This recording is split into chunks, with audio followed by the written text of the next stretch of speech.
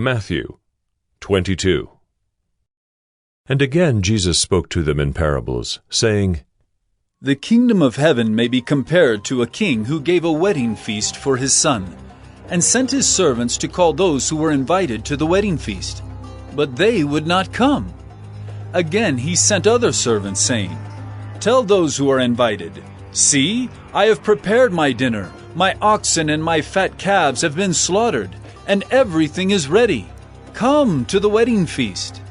But they paid no attention and went off, one to his farm, another to his business, while the rest seized his servants, treated them shamefully, and killed them.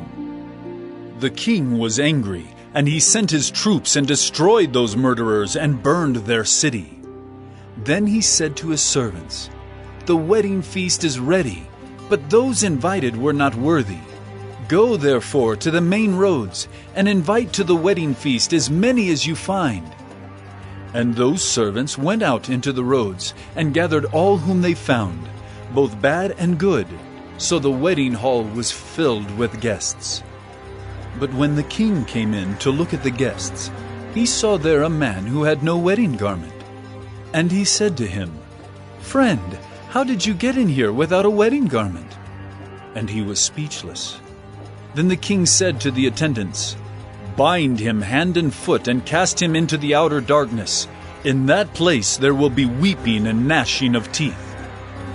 For many are called, but few are chosen. Then the Pharisees went and plotted how to entangle him in his words.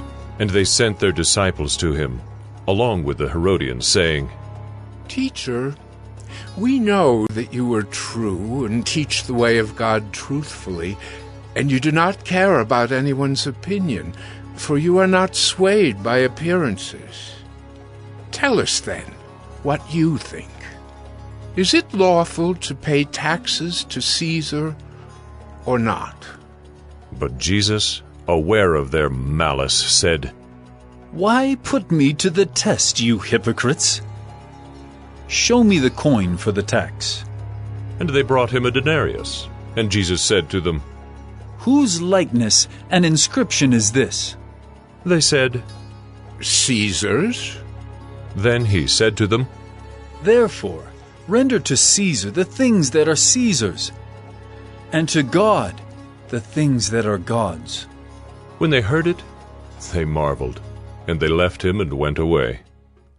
The same day Sadducees came to him, who say that there is no resurrection. And they asked him a question, saying, Teacher, Moses said, if a man dies having no children, his brother must marry the widow and raise up children for his brother. Now there were 7 brothers among us. The first married and died, and having no children, left his wife to his brother.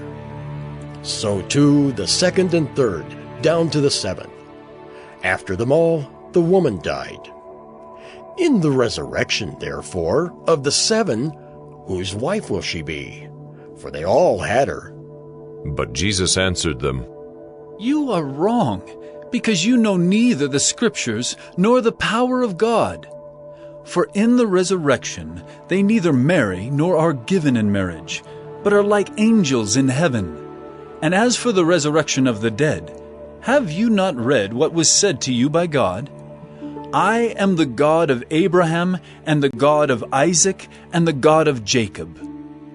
He is not God of the dead, but of the living. And when the crowd heard it, they were astonished at his teaching. But when the Pharisees heard that he had silenced the Sadducees, they gathered together, and one of them, a lawyer, asked him a question to test him. Teacher, which is the great commandment in the law? And he said to him, You shall love the Lord your God with all your heart, and with all your soul, and with all your mind. This is the great and first commandment, and a second is like it. You shall love your neighbor as yourself. On these 2 commandments depend all the law and the prophets. Now, while the Pharisees were gathered together, Jesus asked them a question, saying, What do you think about the Christ? Whose son is he? They said to him, The son of David. He said to them, How is it then that David, in the Spirit, calls him Lord, saying, The Lord said to my Lord, Sit at my right hand, until I put your enemies under your feet? If then David calls him Lord, how is he his son?